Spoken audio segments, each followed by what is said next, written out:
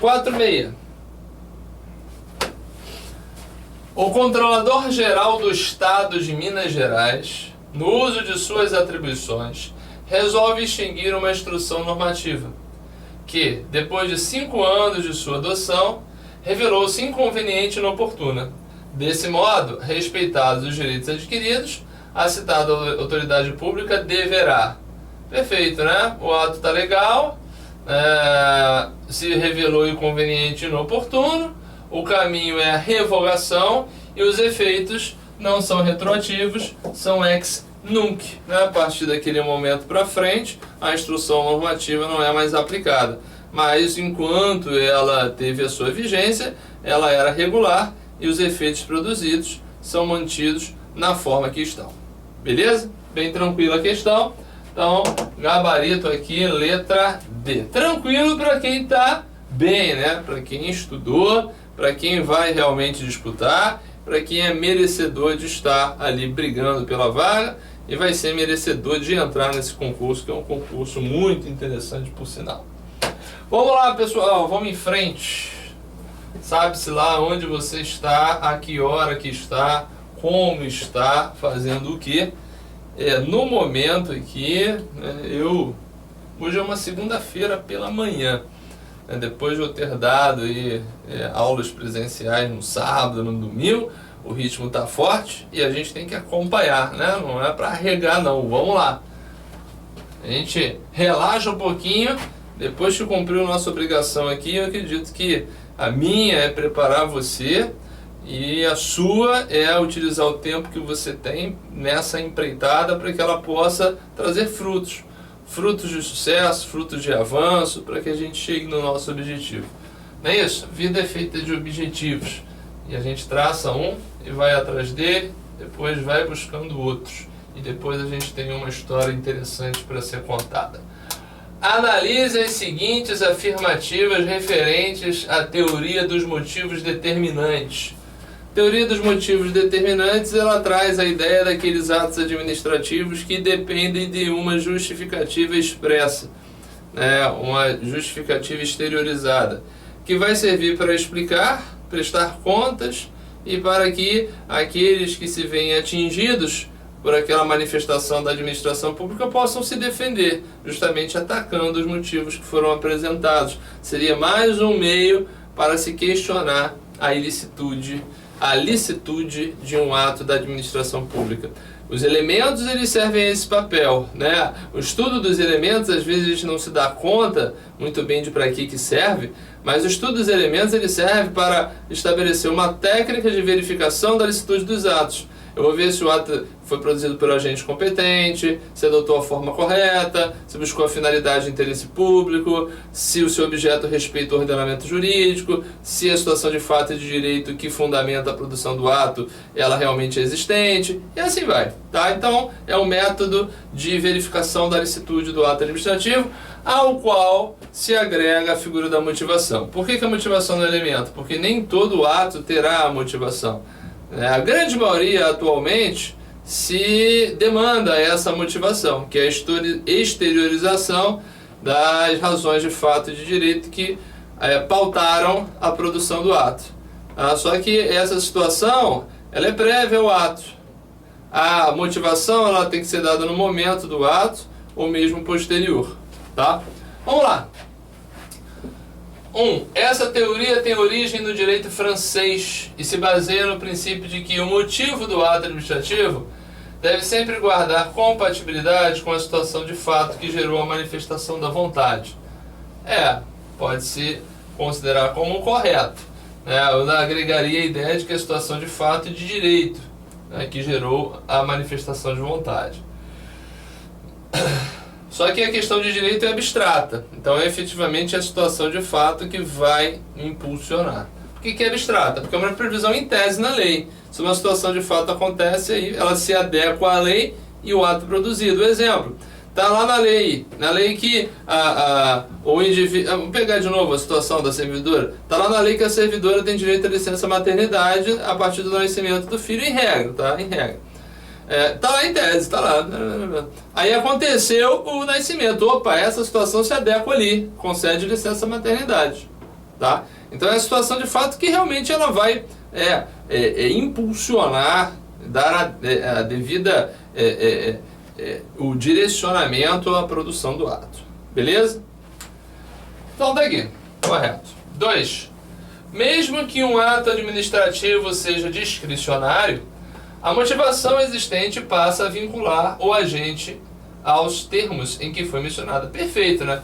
Deu motivação, independentemente se o ato é discricionário, se o ato é vinculado, essa motivação ela vai agregar, né? Vai agarrar ao ato, vai aderir ao ato, e se ficar demonstrado que a motivação ela é inexistente, o ato ele acaba sendo viciado. Ah, concedi licença maternidade. Olha, a criança nasceu, mas infelizmente, complicações no parto, né, a criança faleceu no parto. Infelizmente, licença maternidade não haverá. Se for concedida, é uma licença ilícita. Tudo bem? Por mais triste que seja. Enfim. Então é isso, tá aqui. Tá? Ah, só um alerta.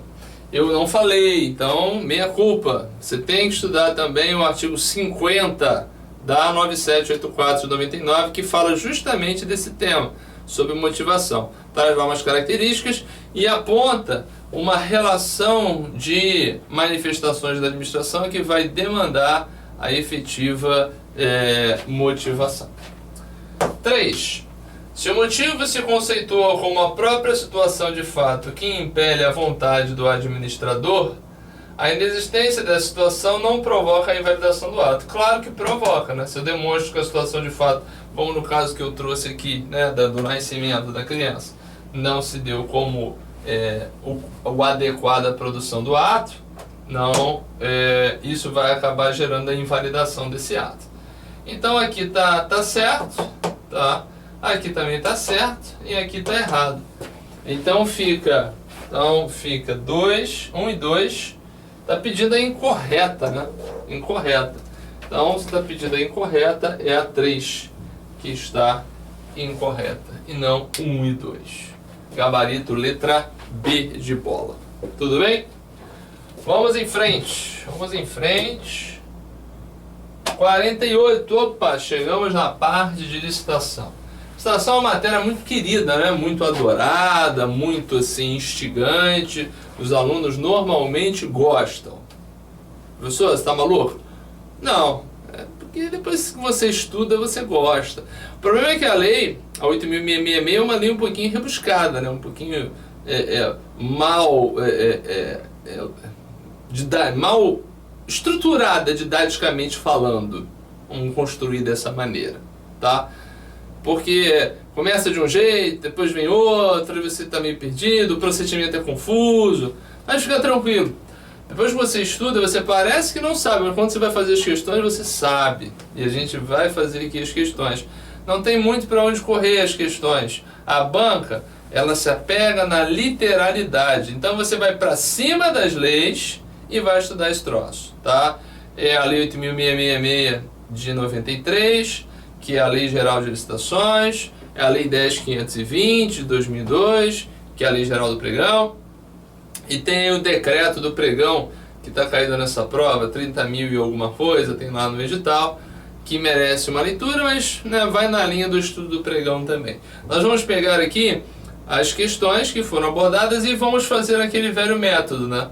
Eu vou indicar para vocês o dispositivo da lei, onde a informação se encontra, e não tem muito o que explicar, né? Acho que você já estudou licitação, a gente coloca ali umas táticas para que a gente possa assimilar, mas a resposta, com certeza, você vai sempre encontrar no texto da lei, tá? Não via a banca e a teoria, nem a jurisprudência sobre licitações públicas. Então vamos lá. A Lei 8.666 de 93 regulamenta o artigo 37, 21 da Constituição Federal, institui normas gerais para licitação e contratos da administração pública e dá outras providências. Das afirmações abaixo. Só o seguinte, tá? Eu recomendo a leitura principal.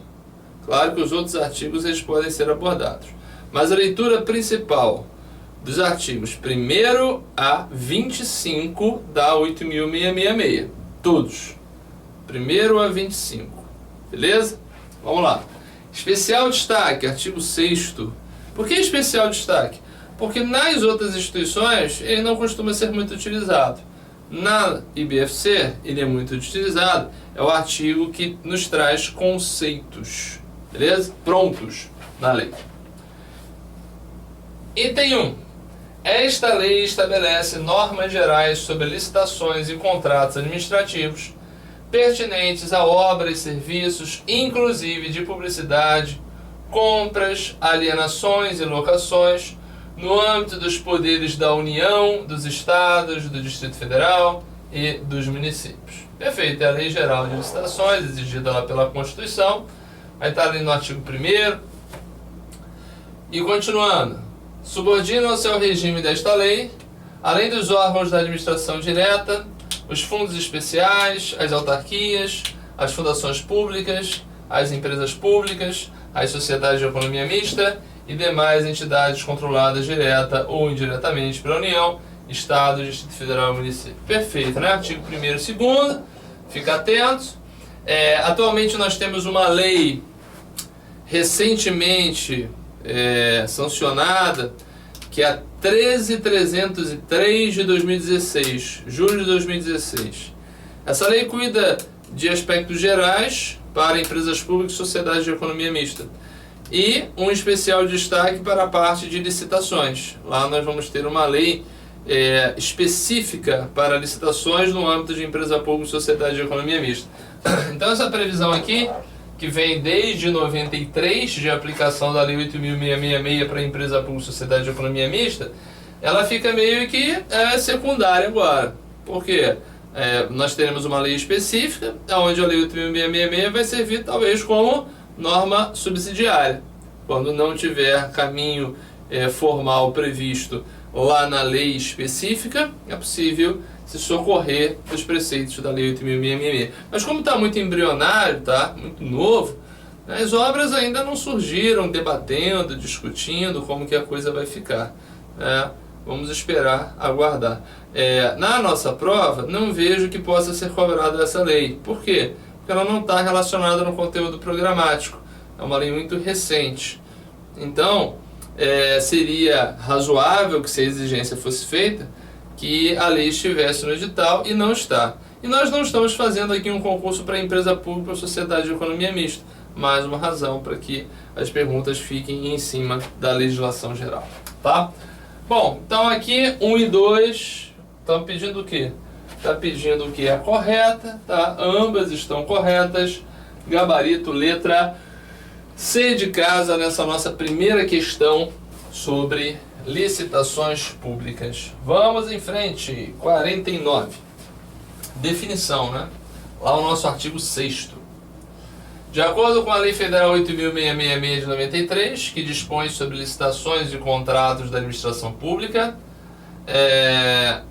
assinale a alternativa correta. Vamos lá.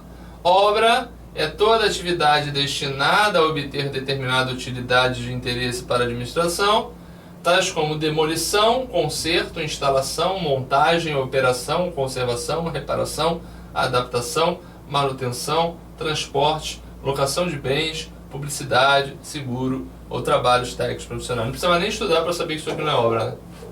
Publicidade é obra. Então, isso é conceito de serviço, tá? Conceito de serviço. B. Seguro garantia é o seguro que garante.